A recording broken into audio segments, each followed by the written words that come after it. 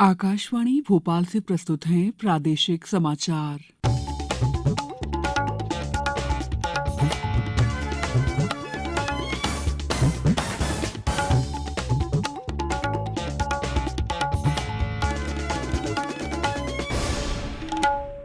नमस्कार, समाचारों के साथ मैं दीपा सिंह। सबसे पहले मुख्य समाचार।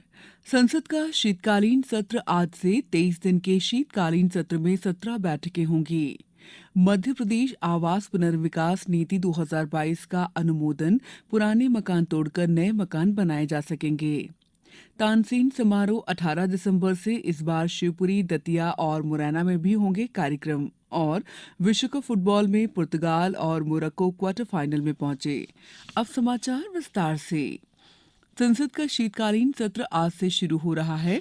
ये सत्र 29 दिसंबर तक चलेगा। संसद के 23 दिन के शीतकालीन सत्र में 17 बैठकें होंगी।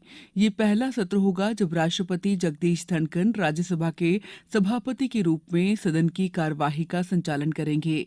एक ट्वीट में संसदीय कार्य मंत्री प्रहलाद जोशी ने बताया है कि सरकार विधायी कामकाज और अन्य मामलों पर रचनात्मक बहस चाहती है। सत्र से पहले कल नई दिल्ली में संसद परिसर में सर्वदलीय बैठक हुई।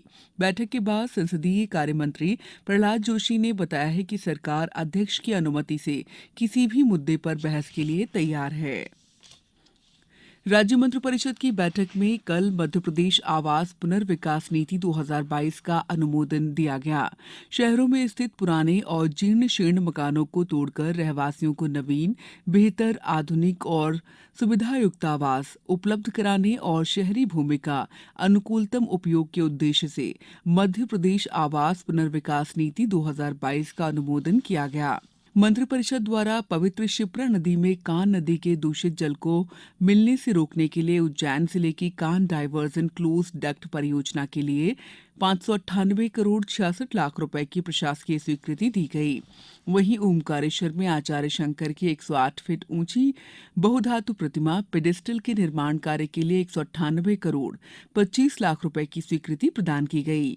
मंत्रिपरिषद ने भारतमाला परियोजना में इंदौर के समीप ग्राम जमोदी में मल्टी मॉडल लॉजिस्टिक्स पार्क स्थापित करने के लिए अनुमति देने का निर्णय लिया गया। मंत्रिपरिषद द्वारा पिछड़ा वर्ग और अल्पसंख्यक वर्ग के व्यक्तियों को उद्यम और स्वरोजगार उपलब्ध कराने के लिए मुख्यमंत्री पिछड़ा वर्ग और अल्पसंख्यक उद्यम स्वरोजगार योजना 2022 स्वीकृत की गई। इस योजना को मुख्यमंत्री उद्यम क्रांति योजना की तर्ज पर संचालित किया जाएगा।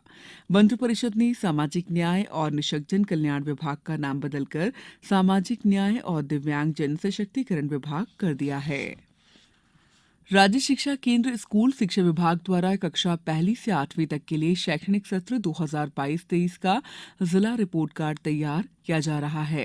रिपोर्ट कार्ड को स्कूल शिक्षा राज्य मंत्री इंदर सिंह परमार 10 दिसंबर को जारी करेंगे। इस बार रिपोर्ट को 7 मुख्य भागों में बांटा गया है, जिसमें कुल 31 सूचकांक सम्मिलित हैं। राज्य शिक्षा केंद्र द्वारा रैंकिंग रिपोर्ट सभी संभागयुक्त कलेक्टर्स और मैदानी अधिकारियों को भी प्रेषित की जाती है, जिसके आधार पर मैदानी स्तर पर सुधारात्मक कार्यवाही और आगामी कार्यनीति का निर्धारण किया जाता है।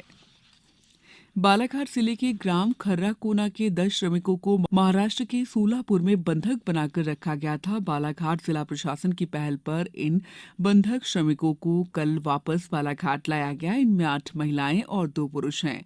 इनमें से 2 नाबालिग हैं। सोलापुर से लाए गए बंधक श्रमिकों का स्वास्थ्य परीक्षण कराया जा रहा है और प्रत्येक श्रमिक को 30-30 हजार रुपए की राशि प्रदान की जाएगी। सोलापुर में बंधक बनाकर रखे गए श्रमिकों ने आयुष मंत्री रामकिशोर कावरे को अपने बंधक बनाए जाने की सूचना दी थी और मदद की गुहार लगाई थी। इंदौर शहर का पहला ऐसा शहर बनेगा जहां जन भागीदारी से पूरे शहर को सीसीटीवी कैमरे की निगरानी में लाया जाएगा। महापौर पुष्यमित्र भार्गव ने बताया कि शहर और महिला सुरक्षा तथा यातायात सुधार के लिए प्रत्येक ऐसे स्थान, कॉलोनी और व्यावसायिक क्षेत्र जहां 100 से अधिक लोगों का आना जाना होता है, वहां सीसीटीवी लगाना अनिवार्य कर दिया गया है। शहर के सभी सीसीटीवी कैमरों पर केंद्रीकृत नियंत्रण केंद्र के माध्यम से निगरानी की जाएगी। यदि किसी क्षेत्र में कैमरा बंद रखा जाता है तो उस पर जुर्माना लगाया जाएगा।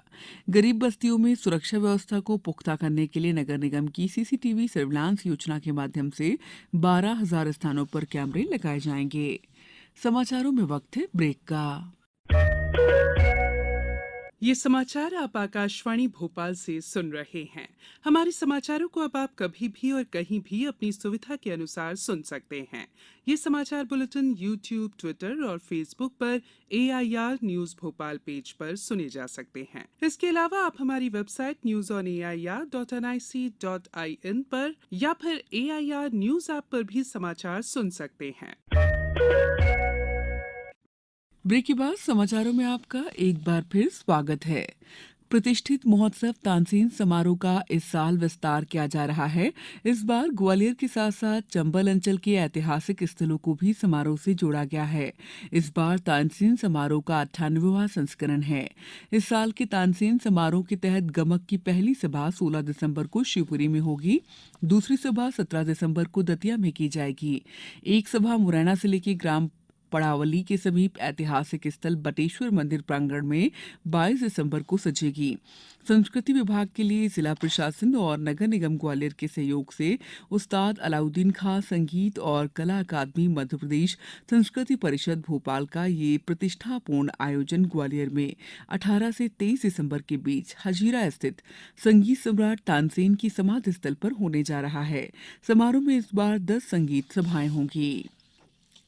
बैतूल जिले के ग्राम मांडवी में 400 फीट गहरे सूखे बोरवेल में गिरे एक 8 साल के बच्चे को सकुशल बाहर निकालने के लिए रेस्क्यू ऑपरेशन जारी है। बोरवेल के आसपास पोकलेन और जेसीबी मशीन से खुदाई का कार्य प्रारंभ हो गया है। मौके पर एसडीआरएफ की टीम भी युद्ध स्तर पर रेस्क्यू कार्य को अंजाम दे रही है। बोरवेल के भीतर ऑक्सीजन दिए जाने की भी व्यवस्था की गई है। वहीं मौके पर एम्बुलेंस भी मौजूद है।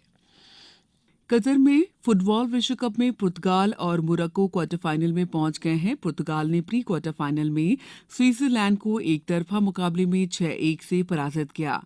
पुर्तगाल के लिए गोंकालो रामोस ने हैट्रिक लगाई।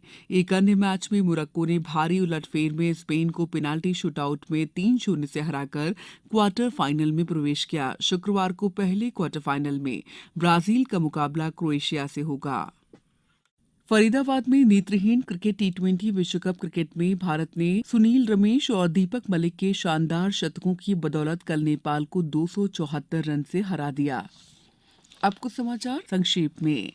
खरगोन में 2,58,000 पात्र नागरिकों को मुख्यमंत्री जनसेवा अभियान में जोड़ा गया है। 14 दिसंबर को मुख्यमंत्री हित लाभ पत्र वितरित करेंगे। आइवरी कोस्ट देश से आए शासकीय अधिकारियों के 25 सदस्यीय दल ने इंदौर में collector doctor Ilaiya Raja T से मुलाकात जन समस्याओं के निराकरण के संबंध में चल रही व्यवस्थाओं, योजनाओं और कार्यक्रमों को जाना। बालाघाट जिले में प्राथमिक स्वास्थ्य केंद्र लामटा और उप स्वास्थ्य केंद्र चंदना का उन्नयन किया जाएगा। राजगढ़ में आयोजित जनसुनवाई में 120 आवेदकों द्वारा अपनी अपनी समस्याओं से संबंधित आवेदन दिए गए। पन्ना जिले के 3 विधानसभा क्षेत्रों में 6 दिसंबर तक कुल 21,688 मतदाताओं ने मतदाता सूची में नाम शामिल करवाने के लिए आवेदन दिया है।